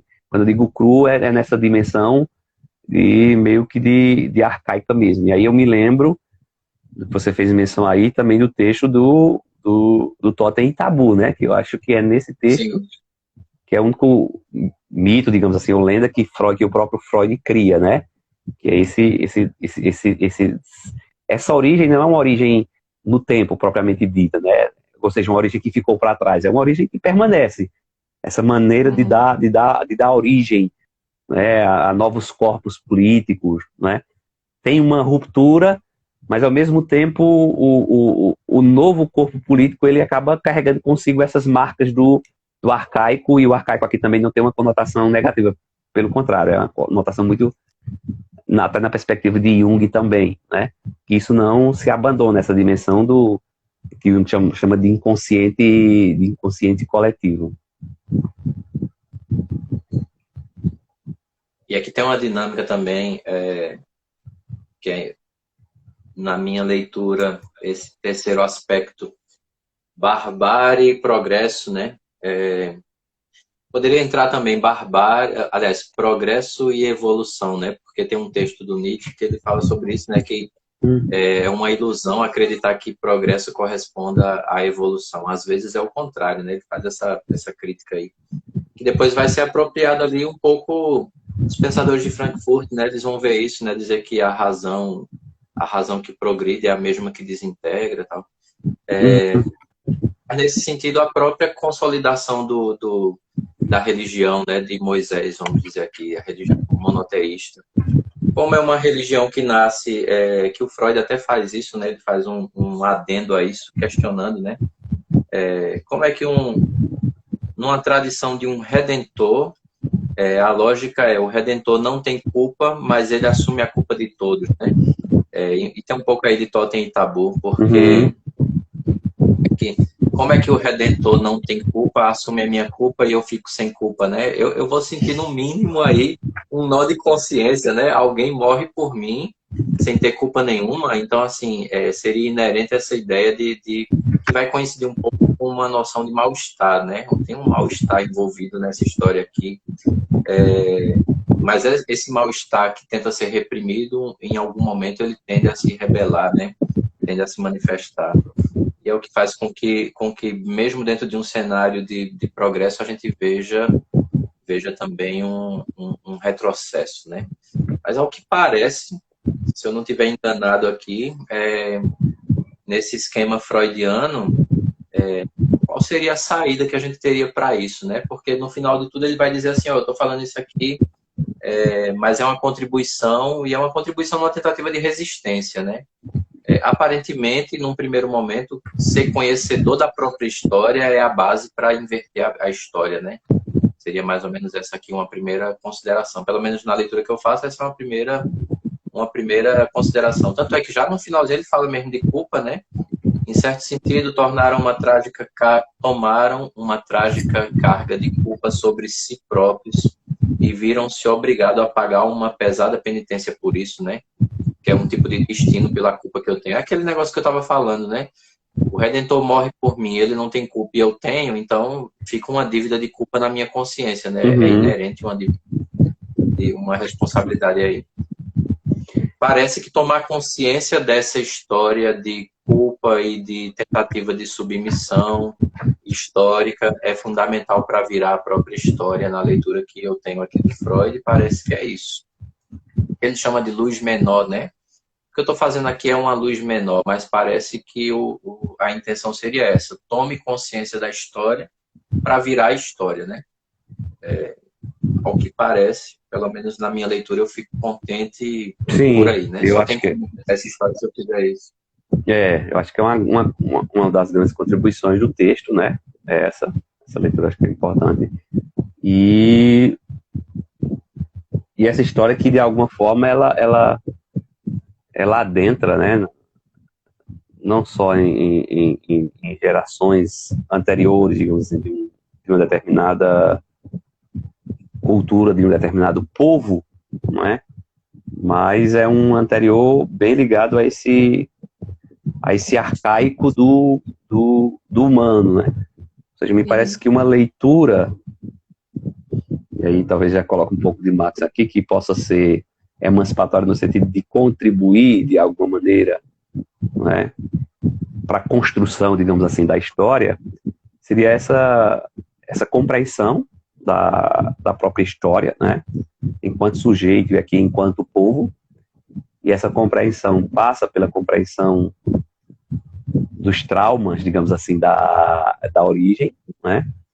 E esses traumas da origem, com suas ressignificações, e esses traumas da origem de um determinado povo, né, tá inserido digamos assim, no oceano mais, não sei se é um termo junguiano um pouco isso, mas no oceano muito mais profundo, mais denso, né? Eu vou ler aqui também, já quase no final, uns textos que eu achei interessante, uns frasinhas. Aos instintos dos animais corresponde a herança arcaica humana, né? Arcaica humana, ainda que seja de amplitude e conteúdo diferentes. Após a discussão, não tenho receio de afirmar que os seres humanos sempre souberam daquele modo especial que um dia tiveram um pai primeiro e o mataram. E aqui ele faz uma citação aqui, bom, vou ler um pouquinho mais, mas é um trecho aqui. Uma repetição assim foi o assassinato de Moisés. Mais tarde, o suposto assassinato legal de Jesus Cristo, de modo que esses eventos passam a primeiro plano como causas. É como se a gênese do monoteísmo não pudesse prescindir dessas ocorrências. Lembramos-nos das palavras do poeta: o que para sempre no canto viverá, deve na vida morrer. Eu achei bem interessante essa citação meio poética, né? Mas aquilo que se vive no canto, na vida, né, deve morrer, exatamente para fazer meio que o fechamento de toda essa leitura. Mas eu acho que a grande contribuição no sentido de fechar, não fechar as leituras, né, as interpretações, que isso aí, mas para fechar esse nosso momento, eu acho que é realmente conhecer essa história, talvez seja o primeiro passo para continuar construindo histórias, né? Talvez com ressignificados, né? E talvez com aprendizados, mas sem esquecer que essa dimensão arcaica, essa dimensão das massas, essa dimensão de uma certa tendência a eleger líderes e um comportamento submisso e subserviente é meio que inerente. Então, mesmo que novas formas de afetos mobilizem novos circuitos, né, que transformem a política, mas eu acho que Freud está nos ensinando que provavelmente de outras formas também vai se instaurar certos desejos de liderança, de submissão bom, eu acho que eu lembrei de uma frase na verdade não é do Boff, mas ele citando um autor, não sei se é um autor italiano, ele diz que ele vai falar do iuris pernians, né, do direito de espernear, né, seja qual for a experiência, acho que esse direito de espernear ou de criticar, ele não deve ser tolhido nunca. É o último, né? É o último. Eu acho que é em tempo de transcendência, né? Ele fala, quer dizer, pode ser em outro canto, mas eu lembro de transcendência. É verdade, é nesse texto. Me lembrou também o final da Peste do Camus, né? Quando ele diz assim, vocês estão... Que é a superação entre aspas, né? Vocês estão aí felizes porque a peste acabou, mas não esqueçam que os ratos, em um belo dia de sol, voltam a morrer numa cidade feliz, né? Ou seja, a peste sempre volta. Tem que estar atento porque a peste sempre volta. Ele se referia... Estava falando do nazismo, né? A experiência totalitária no Japão. Exato. Bom, professor Maurício, nossa gratidão. Antes do encerramento, eu queria lembrar que a gente falou de Camus agora no final. Eu lembrei do Camus, mas também não é por acaso, é porque quinta-feira que passou esse livro aqui, Estrangeiro, do Camus, completou 80 anos. 80 anos. E como é que eu resumo? Eu resumo esse livro assim, é o livro do personagem que ensina a não jogar conforme o jogo, né? É mais ou menos assim, a terna indiferença do mundo.